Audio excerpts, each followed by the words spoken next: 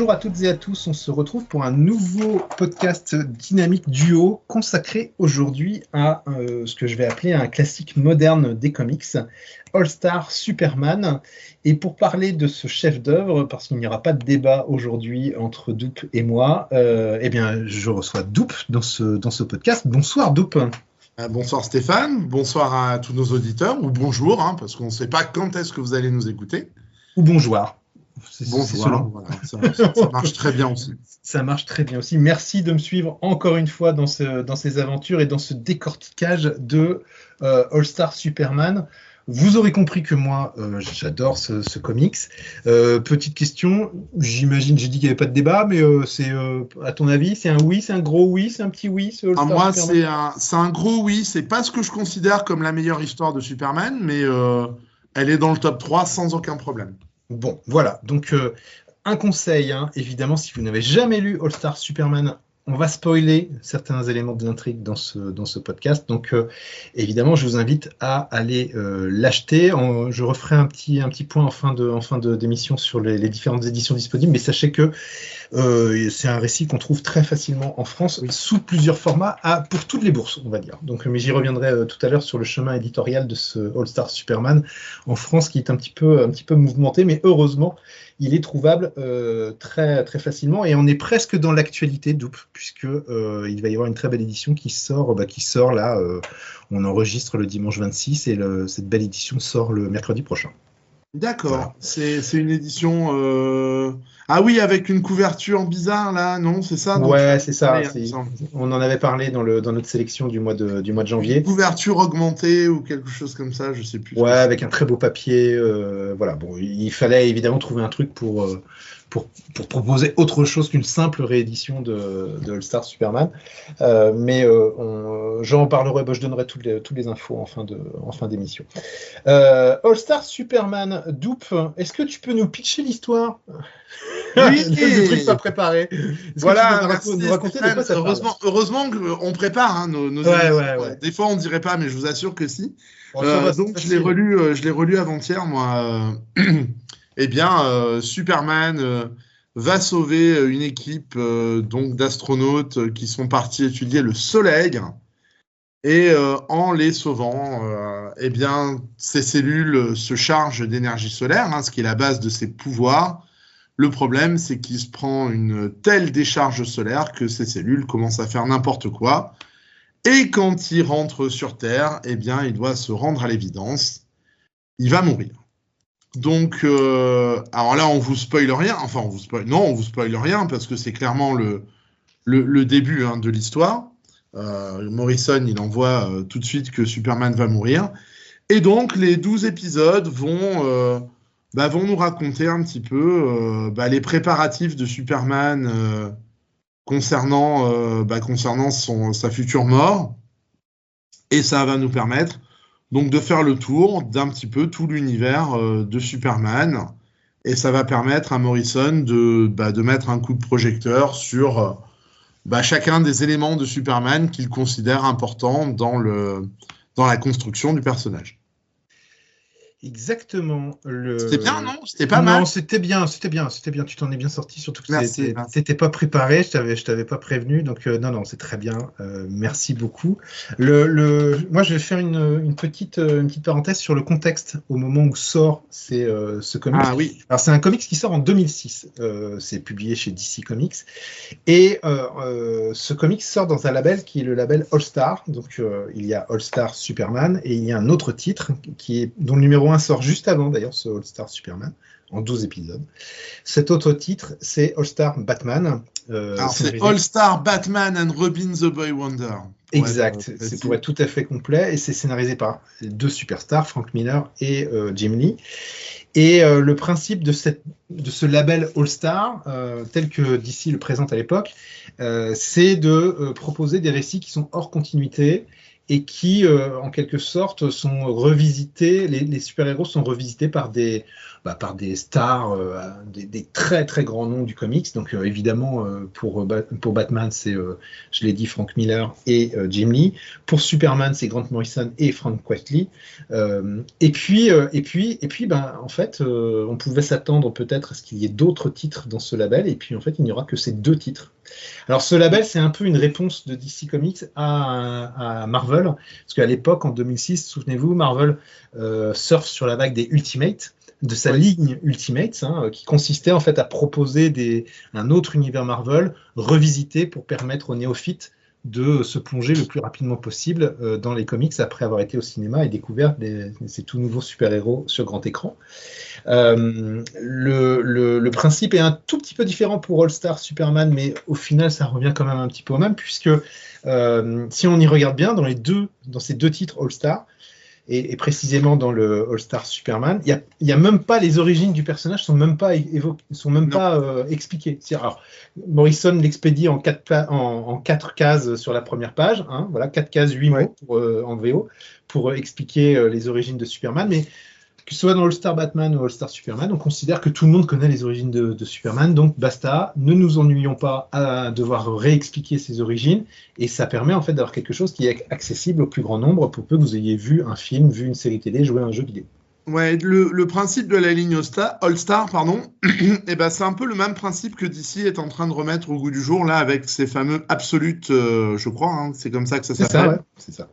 Où il va laisser à des gros créateurs le champ libre pour faire ce qu'ils veulent avec leur vision du personnage. Et la ligne All-Star, elle s'est cassée la gueule, ce qui était, à mon sens, tout à fait classique. C'est-à-dire que c'était vendu comme une ligne qui allait sortir un titre mensuel. Quand on connaît Jim Lee, quand on connaît Frank Quitely, on sait très bien qu'ils sont incapables, même avec un peu d'avance, de tenir des délais. Et puis Miller, en fait, le All-Star Batman a précipité, à mon sens, la chute de cette ligne, puisqu'il y avait, je crois que le numéro 5 ou 6 a dû sortir 4-5 mois après. C'est là qu'on s'est rendu compte que ça marchait pas. Le All-Star Batman a été très très décrié. Moi, je le trouve très mauvais. Je peux pas défendre All-Star Batman, mais Morrison et Quitely, même avec beaucoup de retard, sont allés jusqu'au bout de leur All-Star Superman, et ils nous ont fait une vraie petite pépite en fait.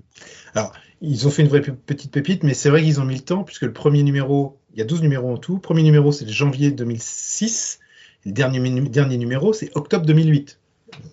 Ouais, quand même. Donc, ils ont mis le temps, et il n'empêche que ça ne veut rien dire de la qualité Alors, c'est vrai que les lecteurs qui nous écoutent là ont en fait peut-être depuis maintenant des années l'habitude de tout lire en recueil, puisque en France, il n'y a quasiment que des recueils.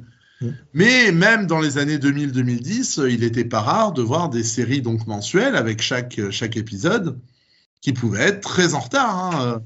Les Astonishing X-Men de Whedon et Cassaday, par exemple, il y avait eu un sacré délai de retard entre le début. Alors, on s'en rend plus compte parce que maintenant, on lit tout par paquet de 6 ou 12 ou je ne sais quoi. Mais le problème, c'est que ça pouvait plomber une série parce que quand vous avez le numéro 5 qui sort 6 mois après le numéro 4, les lecteurs, ils sont passés à autre chose. Exactement. Entre le numéro 5 et le numéro 6, le numéro 5 est sorti le 9-06, le numéro 6 sort au mois de mars 07. Ouais, voilà. C'est dire le délai qu'il y avait eu. Ouais. Non, les délais étaient assez et fous. Ça a plombé totalement la ligne, en fait. Ouais, voilà. Et pareil, entre le 9 et le 10, le 9, il sort en décembre 2007, et le 10 sort au mois de janvier, février, mars, avril. Mais il sort au janvier, février, mars, avril, mai. Ouais, il sort 5 mois plus tard, quoi. Donc, en termes de rythme, c'est vrai que c'est un peu casse-gueule éditorialement. Mais bon, la qualité était présente, donc c'était pas, ça n'a pas tué la série, et on y trouve quand même son compte. Et c'est vrai que maintenant, ces problèmes de délai sont effacés du fait que... Mais je pense que la série, en fait, elle a pris son envol grâce à la publication en recueil, en fait. Probablement. probablement. Alors, les qualités de ce Batman. Bah, en fait, de ce Superman, ça sort, on est quasiment dans les 80 années de Superman. Et Morrison, quand on s'intéresse aux interviews qu'il a pu donner à l'époque, quand il parle de la création d'All-Star Superman, il explique que il a lu en fait toutes les histoires de Superman qu'il a pu trouver, que ce soit sur papier ou à la télévision ou à travers des films. Et il a essayé d'aller prendre le meilleur de toutes les époques. Et c'est vrai que je pense que tu es assez d'accord avec moi. Il y a ce petit côté quintessence, le best-of de Superman dans les pages de ce All-Star Superman. Ah ben, clairement, alors, pour contextualiser, Superman, c'est le personnage préféré de Grant Morrison. Il en a fait un bouquin qui s'appelle Super Gods. Alors, il n'y a pas que Superman dedans, mais il lui consacre une très très grande partie où il explique vraiment que pour lui, Superman, c'est un personnage solaire, c'est un personnage qui peut être encore moderne, qui peut apporter beaucoup de choses. Et tu sens que je vais dire pas comme Zack Snyder. Voilà, j'ai attendu 10 minutes avant de le faire. Voilà. Mais du coup, Morrison, il aime Superman, il aime les comics des années 40, 50. Donc là, il réutilise. Mais l'avantage, et ce qu'il réussit très bien à faire ici, c'est que non seulement il le réutilise, mais il le modernise. C'est-à-dire que All-Star Superman, c'est un récit hyper moderne. Tous les lecteurs peuvent le lire, les vieux, les jeunes, et on sent pas un comics vieillot, même si les références peuvent parfois paraître un peu vieillottes. Le ton de Morrison est parfaitement adapté pour cette histoire. Excuse-moi, retiens que tu as dit que le ton est parfaitement adapté pour cette histoire, parce qu'on frappe à ma porte. Tu vois, je peux pas être tranquille. Quoi ? Tu pouvais pas poser devant la porte. Là, j'ai pas déjà rangé. Alors, tu disais, pardon, du coup, j'ai pas retenu. Le ton est parfaitement adapté à l'histoire. Et ça reste, et il fait vraiment un état des lieux de ce qu'il aime chez Superman. C'est ça. Moi, je trouve, comme je l'avais dit dans l'émission sur les conseils de lecture pour le mois de janvier, c'est que on est sur une espèce de condensé de ce qu'il y a de mieux dans Superman et dans les intrigues de Superman, quelles que soient les époques. C'est-à-dire qu'il va piocher dans différentes périodes d'édition des choses et il va en fait amalgamer l'ensemble, le moderniser, c'est-à-dire que c'est jamais ringard. Et il ne fait pas ce qu'aurait fait ou ce que font encore certaines personnes, c'est-à-dire c'est déconstruire le personnage. Tu as parlé de Zack Snyder, mais il n'est pas le seul à faire ce genre de choses. Et il y a jamais, tu seras d'accord avec moi, on se moque jamais de lui, quoi. Tu vois, il n'y a jamais de moquerie du personnage. Au contraire, il y a une espèce de glorification du personnage, mais qui passe pas par une espèce de glorification malsaine de la virilité ou ce genre de choses. On est au contraire sur un personnage qui est ultra bienveillant.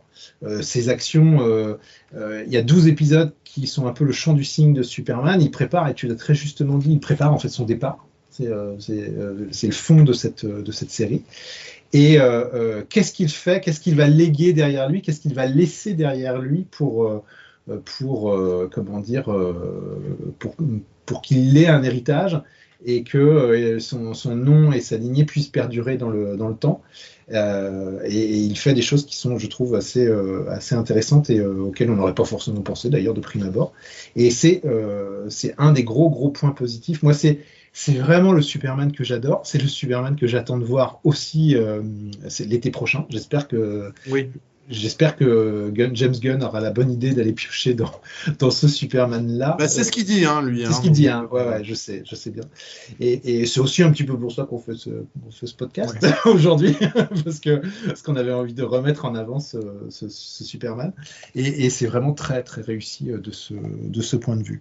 Ce qu'il y a de rigolo, c'est qu'il va prendre parfois des trucs complètement débiles qu'on pouvait lire dans les comics des années 40, 50, 60. Et ça me rappelle aussi parfois un peu ce qu'a pu faire Alan Moore avec Suprême. C'est-à-dire qu'il y a quand même dans l'intention, il y a quelque chose d'un peu similaire à ce que fait Alan Moore avec Suprême. Je ne sais pas si tu es d'accord avec moi. Oui, Suprême, ça reste quand même, pareil, une grosse déclaration d'amour à Superman et à cette époque-là. L'avantage, je trouve que All Star Superman est quand même un petit peu plus calibré. Oui. Il s'éparpille un peu moins. Il est un peu moins sur les références, mais ça, on le sait. Hein, ou disons que les références qui sont utilisées par Morrison sont beaucoup plus accessibles. Et on va pas se mentir, hein, le gros point fort aussi, c'est que Alan Moore, il dessinait Suprême. Alors au début avec Liefeld, et puis à la fin, il y a eu Chris Sprouse qui a quand même remonté un peu le truc. Là, notre ami Grant Morrison, il est avec Frank Quitely, et moi, je suis pas loin de considérer que Quitely, c'est un des meilleurs dessinateurs actuels. Et qui, quand il Day, il retranscrit parfaitement, il a des images, il a un sens du cadrage. Il arrive à rendre son Superman massif et doux. Oui, il y a de ça. J'allais te dire, parfois on a l'impression qu'il est un peu comme écrasé par le un peu. Il pourrait être beaucoup plus élancé, beaucoup plus longiligne. Et là, en fait, il a un petit côté. Quand je l'ai relu pour préparer cette émission, je me suis fait la réflexion. Ce serait marrant de voir Quitely sur Wolverine. Tu vois, avec ce côté trapu, tu sais, du personnage. Je serais curieux de voir ce qu'il ferait sur une série régulière de Wolverine. Il l'a déjà dessiné sur X-Men. Hein. Oui, exact. Mais oui, je suis débile. Alors, je pensais à une série plus solo de Wolverine, mais c'est vrai, oui, mais bien entendu qu'il a déjà dessiné Wolverine. Je suis idiot. Il a déjà dessiné Wolverine sur les X-Men, toujours avec Grant Morrison. Qui était aussi une relecture moderne des X-Men et que moi j'apprécie beaucoup. Ouais, moi j'aime bien aussi ce qu'il a fait, mais il y a un côté quand même un peu plus barré et un peu. Ça part un peu vraiment parfois un peu loin dans le délire. Là, comme tu dis, j'ai bien aimé ce que tu disais quand tu disais que c'est plus calibré. Voilà, on sent que tout est bien travaillé, ça part pas non plus totalement en vrille, on reste bien dans le cadre. Ce qui est assez rare chez Morrison, hein, pour être signalé, hein, parce que Morrison a l'habitude de partir dans des histoires et puis de pas savoir trop où aller. Là, on sent, enfin tout du moins c'est ce qu'on ressent quand on lit l'œuvre, c'est que c'est clairement, ça a été clairement pensé et défini, quoi. Ouais. Et c'est dense. C'est-à-dire, il y a une densité d'informations, que ce soit graphiquement ou que ce soit en termes de scénario. C'est-à-dire que, je vais dire que presque chaque case ou chaque bulle compte, quoi. C'est-à-dire qu'il y a des infos, quoi. Hein. Enfin, je veux dire, il y a peu de gras dans ce qu'il a écrit. Il y a des infos, il y a des allers-retours entre certains épisodes. Il y a des événements qui font sens quelques pages plus tard. Disons que...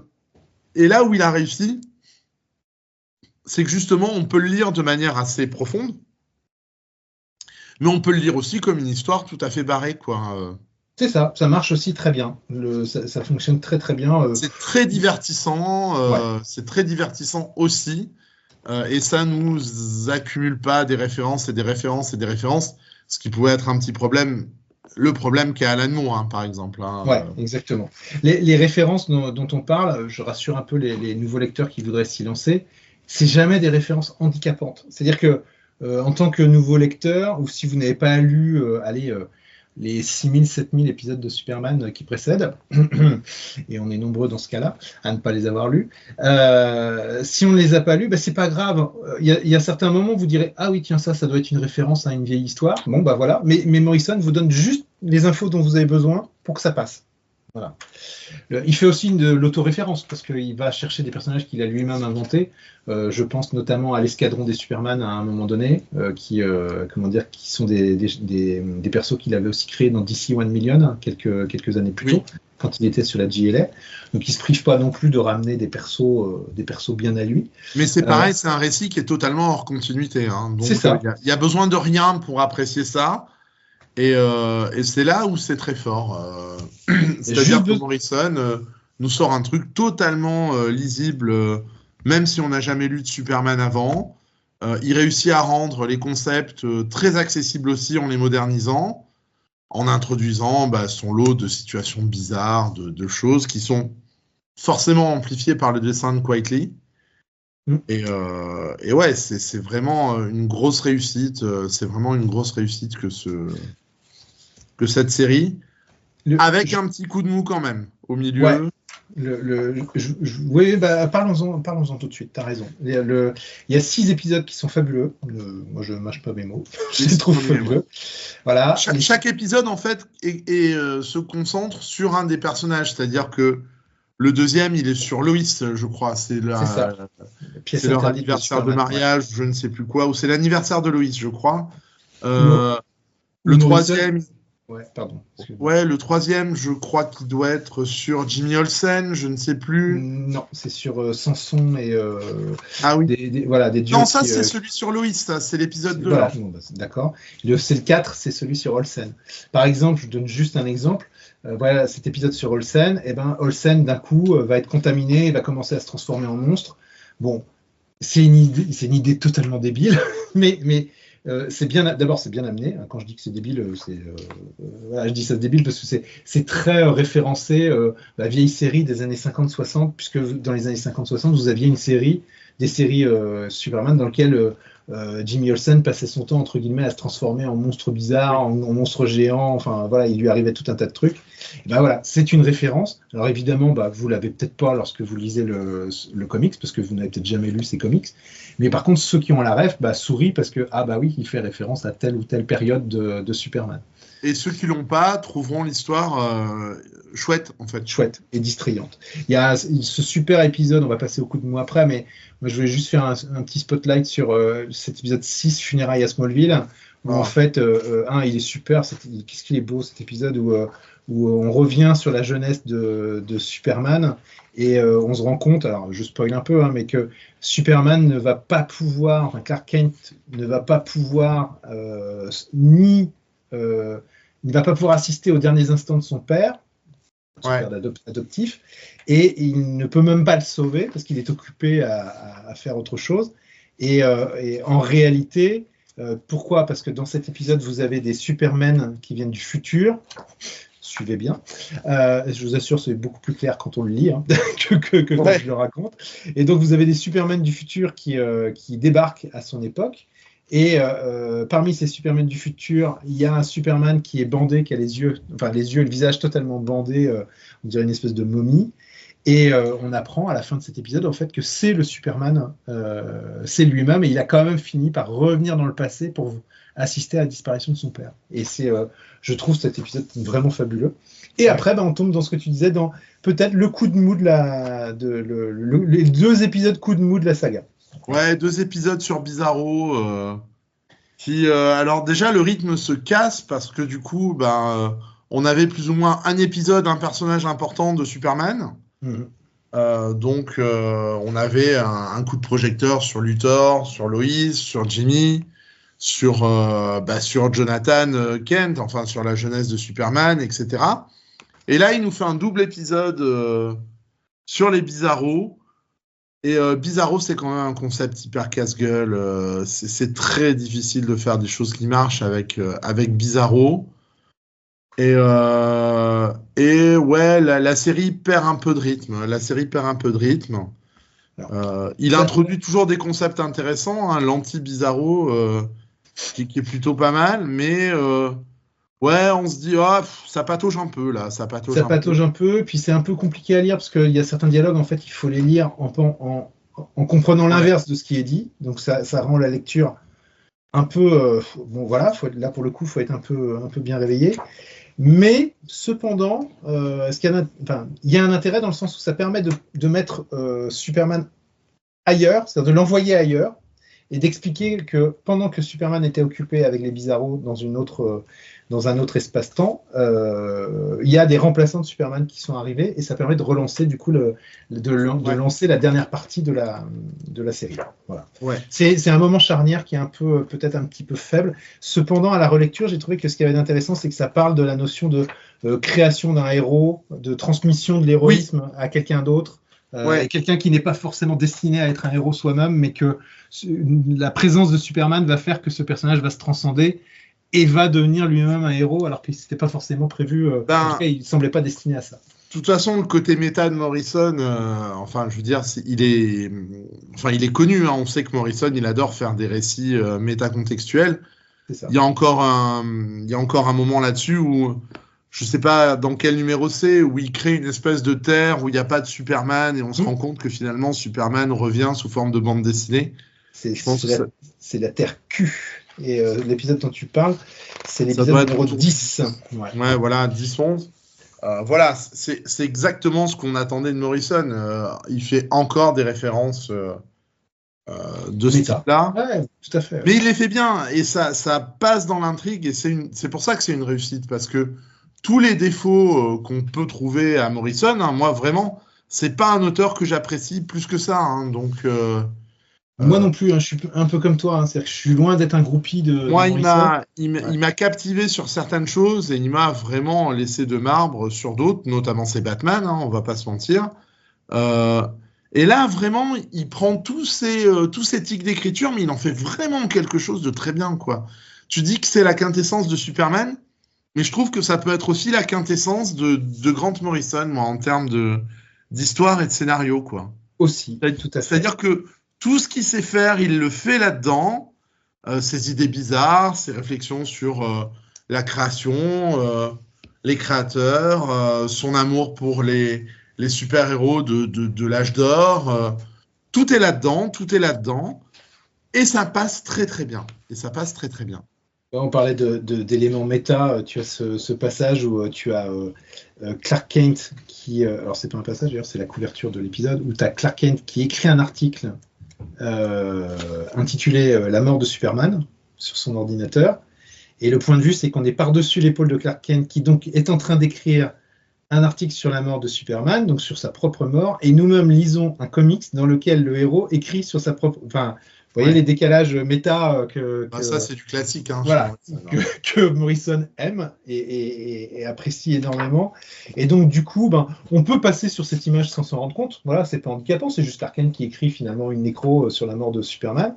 Mais voilà, quand on commence à réfléchir, il y a de quoi nourrir sa réflexion et c'est ça que j'apprécie beaucoup. Puis il y a un personnage dont on n'a pas parlé qui est Luthor, qui est quand même très très important. Je ne sais plus si tu l'as mentionné, le fait que Superman aille dans ce soleil pour sauver une équipe de scientifiques, c'est un plan mené par Luthor. C'est-à-dire que c'est Luthor qui a manigancé pour qu'il soit... Superman meurt, voilà. Superman soit obligé d'aller dans ce soleil, ouais, tout à fait. Et là aussi, on a une très très belle étude de caractère. On a vraiment un personnage qui... on comprend pourquoi il n'aime pas Superman. On comprend son plan. Et la fin est pas mal quand... la manière dont comment Superman va se débarrasser de Luthor, parce que Luthor à un moment il commence à voir le monde à travers les yeux de Superman. C'est ça. Et c'est ça qui le fait vriller en fait. Et vraiment, il a tout compris. Là, il a vraiment tout compris, Grant Morrison. Il y a cette conclusion, tu as Luthor qui, une fois qu'il a pris une baigne, qui dit à Superman, sans toi, j'aurais pu sauver le monde. Et la réponse de Superman qui est assez cinglante, tu aurais pu sauver le monde il y a des années si tu avais voulu. Et voilà, enfin. Et après, on a cette scène du baiser entre Superman et Lois, avec le je t'aime Lois Lane jusqu'à la fin des temps, qui est juste bouleversant. Enfin, c'est vraiment super. Oui, non, mais ça marche. Et puis la page de fin, quoi, l'image. Et la page de fin, voilà, avec cette. On a dit qu'on spoilait, avec ce Quintum, donc qui était dans le premier épisode, qui boucle, donc la boucle est bouclée, hein, c'est-à-dire que moi j'avais le Superman dans le soleil, qui reste pour moi, c'est pas la page de fin. Ah oui, c'est pas la toute fin, oui, d'accord, tu as cette page, oui, c'est l'avant-dernière page, où on a le Superman en train de réparer le soleil, dans une pose très légendaire, très mythologique, en fait. Je pense que ça doit être pris sur un tableau ou quelque chose. Évidemment. Ouais, non, mais c'est évident. Et bon, le soleil et le côté prométhéen de Superman, c'est quelque chose qui traverse tout l'œuvre là de Morrison sur ces 12 épisodes. Et puis je termine sur le professeur Quintum, donc qui était un personnage qui a été créé pour cette série, qui apparaît dans le premier épisode. C'est lui qui annonce que Superman va mourir. Et à la fin, il annonce que il y a un projet. Et avec le logo de Superman qui est inversé en effet miroir, et en effet miroir, ça forme un 2. Et donc, qui veut dire que il y aura... Alors, non pas qu'il va y avoir un deuxième... non pas qu'il va y avoir une suite, mais mais que Superman va perdurer, enfin l'héritage de Superman va perdurer d'une manière ou d'une autre, parce que Superman a laissé ce qu'il fallait pour que les humains puissent affronter l'avenir de manière sereine. Mais on sent qu'il s'était dit qu'à l'époque, un 2 serait peut-être... Ouais. Alors, le terminer sur une image avec un 2, ça avait du sens, et en plus, que oui, ça pouvait effectivement, aurait pu laisser penser à un All-Star Superman saison 2, par exemple. Ouais, avec une Lois qui dit « mais je suis sûr qu'il va revenir, Mais à la limite, il faut pas qu'il y ait un All-Star 2... Non, parce que c'est très bien comme ça. Enfin, il a dit ce qu'il avait à dire. Hein. Il a dit ce qu'il avait à dire. Il manque Supergirl. Moi, j'ai pas trouvé Supergirl. Il y avait Crypto à un moment. Oui, mais il y a Superwoman, donc... mais je ne sais pas. J'aurais bien aimé voir un peu Supergirl. Il n'a pas dû être intéressé par le perso. Ouais, bon, et puis après, c'est dense, hein. Il y a quand même... c'est plein comme un œuf. Hein. Donc voilà, donc je suis pas outre mesure étonné. Frank Whiteley, c'est extrêmement précis, quoi. Il y a énormément de choses graphiquement, je trouve. Alors, il est aussi beaucoup aidé par... tiens, je vais regarder qui a fait la couleur. Les couleurs, c'est Dave Stewart, il me semble. Non, c'est Jamie Grant. Jamie Grant, oui, pardon. Il est énormément aidé dans les fonds par les couleurs de Jamie Grant, qui remplit aussi les cases, parce que quand on y regarde bien, les arrière-plans, etc., s'il n'y a pas les couleurs et les effets de Jamie Grant, c'est un peu vide. Hein. Mais bon, voilà. Je veux dire, c'est comment dire, il y en a qui s'en accommodent très bien. Hein. Olivier Coipel est le champion des arrière-plans vides et ça marche très bien. Mais là, mais là, ça rajoute, ça garnit encore plus, ça donne une sensation de richesse en termes graphiques. Je serais curieux de voir si ça marche aussi bien en noir et blanc, je suis pas sûr. Mais en tout cas, c'est vrai que graphiquement, c'est un vrai bonheur. Alors, par contre, on est tous les deux, on apprécie Frank Whiteley. Clairement, si vous n'aimez pas le style de Frank Whiteley, c'est pas cet album qui va vous faire changer d'avis non plus, quoi.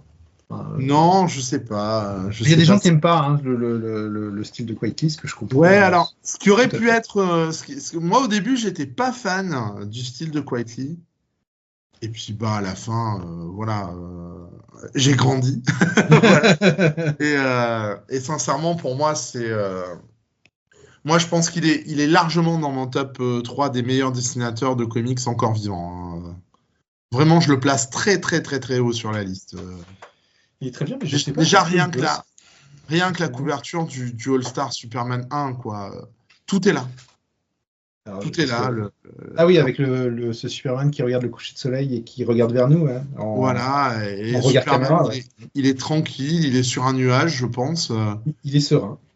Il est là et c'est tout ce qu'est Superman, c'est-à-dire un mec, une personne solaire et qui respire la sérénité, quoi. C'est le principe du héros, celui qu'on va suivre et quand il arrive, on est rassuré, quoi. C'est ça. Il arrive à donner cette espèce à rendre son personnage hyper rassurant. Il y a foultitude de détails, c'est un truc de dingue. On peut regarder les cases,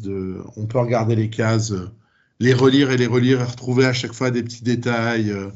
C'est d'une précision exceptionnelle, Frank Whiteley. Mais là, je suis plus très... Tu n'es plus tout à fait objectif. Non, mais bon, moi, c'est pareil. Hein. Enfin, je veux dire, je suis tout à fait d'accord avec toi. Je me posais la question de savoir qu'est-ce qu'il fait en ce moment, Frank Whiteley. J'ai pas suivi. Ouais, hein, bonne question. Voilà. Après, c'est quelqu'un qui est assez rare. Hein. C'est pour ça que son dessin est quand même plutôt recherché. Je sais plus. Vraiment. Non, mais c'est pas grave.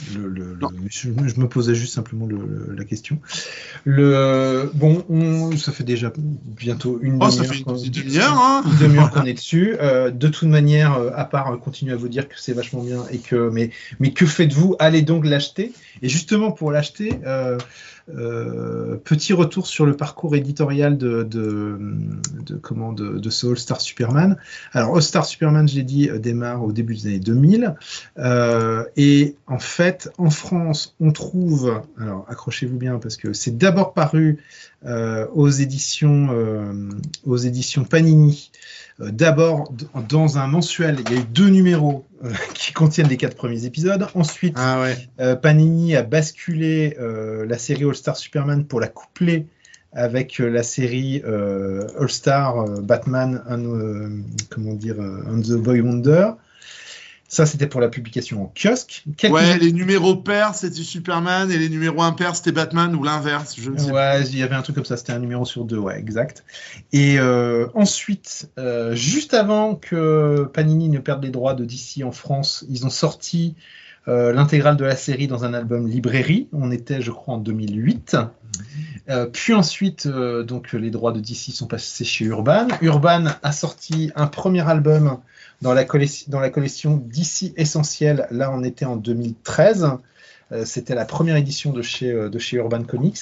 C'est celle que j'ai actuellement entre les mains. Si vous avez la chance de l'avoir, en plus, vous avez les DVD, les Blu-ray du dessin animé, puisque All Star Superman a été adapté en dessin animé. Que j'ai eu l'occasion de revoir cette semaine pour préparer cette émission, et que je vous conseille franchement, parce que le dessin animé est franchement bien. Enfin, je ne sais pas si tu l'as vu, toi, Doop, mais... non, je crois pas. Non, tu n'as pas eu l'occasion. Franchement, c'est pas mal. Enfin, il y a un gros effort d'adaptation. Alors, évidemment, le style de Quitely, il perd. Voilà. Donc, parce que il est tellement précis, il y a tellement de traits... c'est tellement fin qu'en dessin animé c'est pas possible, mais le dessin animé est franchement intéressant. Il garde certaines idées de Frank Morrison, de Grant Morrison, donc c'est passionnant. Et ensuite, donc là j'en étais en 2013, première édition Urban Comics, deuxième édition Urban Comics qui le passe dans le Black Label. Bon, label qui, pour le coup, je vois pas trop pourquoi l'avoir placé dans le Black Label, puisqu'on n'est pas dans des œuvres noires, sombres. Voilà, bon, c'est le nom de ce label, hein, mais je trouve que ça dépareillait. Moi, quand ils avaient annoncé qu'ils allaient le sortir en Black Label, ça dépareillait avec Après, le Black Label, c'est un peu aussi la continuité du All Star, puisque c'est filé des personnages hors continuité à des grands artistes pour faire un peu ce qu'ils veulent. Ouais, mais quand tu regardes les autres titres du Black Label, on est sur des titres genre Joker ou ce genre de trucs. C'est pas des titres qui sont spécialement lumineux et très positifs, on va dire. T'avais le Catwoman de Cliff Chang, je pense. Il est sorti en Black Label, je me souviens plus. Oui, pour moi, c'est du Black Label. Hein. Ah ouais, c'est du Black Label. Et en 2000, donc là, on était en 2018. Et puis, d'ailleurs, il avait perdu au passage son Blu-ray et son DVD. Et puis, je crois que c'est l'année dernière, est sorti dans la collection Urban Nomad à petit prix. C'est ressorti, donc petit format. Vous pouvez encore le trouver dans ce format en librairie. C'est-à-dire que si vous avez un doute sur est-ce que ça va me plaire, pas me plaire, je crois que c'est 8,90 €, 9 €. Enfin, c'est moins 10 € en tout cas. Vous avez l'intégralité des 12 épisodes. C'est un beau. Là, faut y aller. Hein. N'hésitez pas. Allez-y, prenez-le. Et si vous êtes convaincu et que vous avez envie de le découvrir, il y a juste à attendre quelques jours maintenant, puisque le mercredi prochain, donc le 29, je crois, si je ne me trompe pas, voilà, le mercredi 29, d'ici le ressort dans un beau format, dans un grand format, qui sera évidemment un petit peu plus cher. On devra être, je pense, dans les 30... attendez, je vais vous dire ça tout de suite, histoire qu'on soit fixé.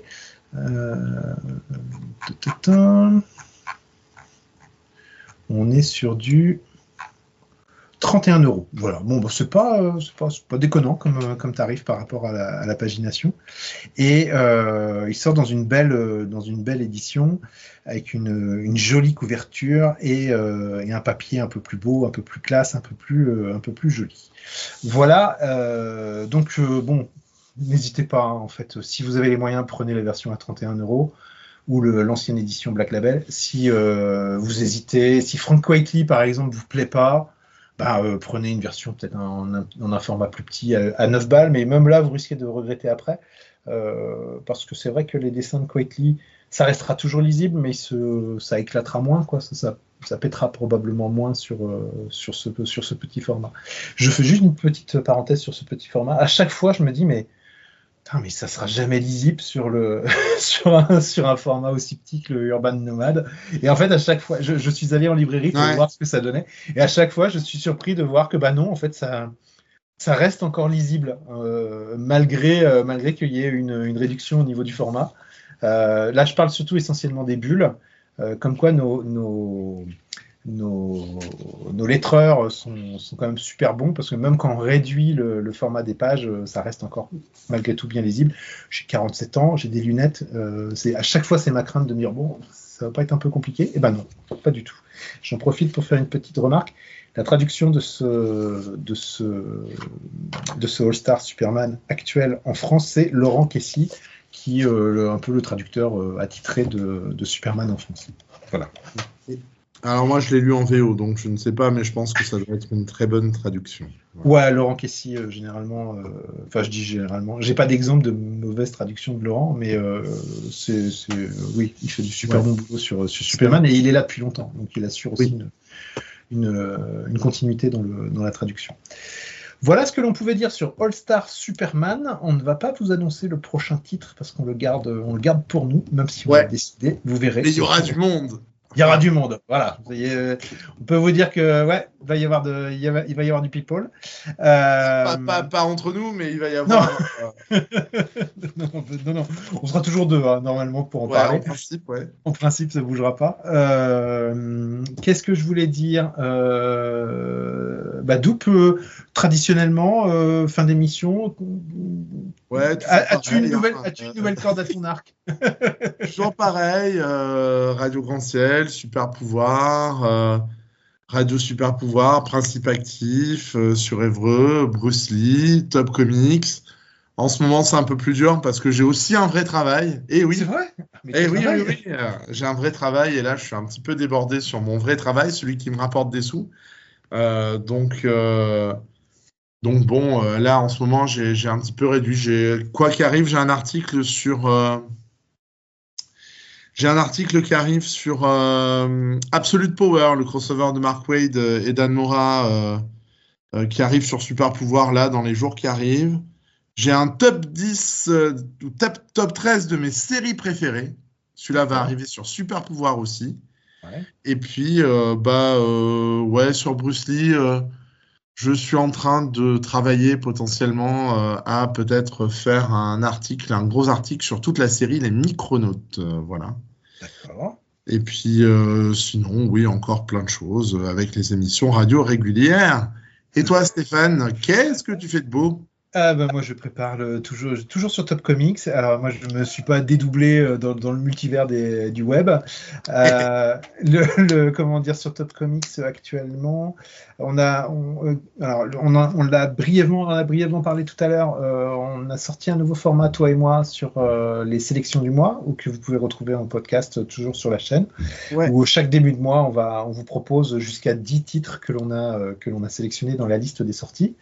Et vous aurez ça la semaine prochaine ou dans 2 semaines, dans une semaine à peu près, environ. Ouais, dans ces eaux-là. Dans 10 jours. On va essayer de faire en sorte cette fois-ci qu'on avait pris peut-être un petit peu tout le monde de court la dernière fois parce qu'on avait enregistré tard.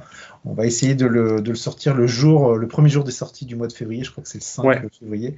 Donc on essaiera de mettre ça en ligne le 4 juste avant pour que vous ayez le temps d'écouter tout ça. On a vu que vous aviez bien apprécié le premier parce que vous avez été assez nombreux, en toute modestie et toute proportion gardée, mais on est un tout jeune podcast. Donc c'est quelque chose qui vous a plu. Là j'ai sorti un podcast sur payer ses comics moins cher qui est une de mes petites marottes. Alors, qui est vachement bien. Il est vachement bien. Je l'ai écouté hier, moi, c'était bien. Je vais essayer de balayer en fait les différentes options que vous avez pour payer moins cher les comics tout en gardant quand même un certain niveau de qualité. Et là, pour le coup, je démarre par les kiosques et maisons de presse, qui est un endroit que on a tendance à dire il n'y a plus de comics en maison de presse et en kiosque. C'est une erreur. Il y a encore des comics dans ces endroits et des comics pas chers. Donc, on aurait tort de s'en priver.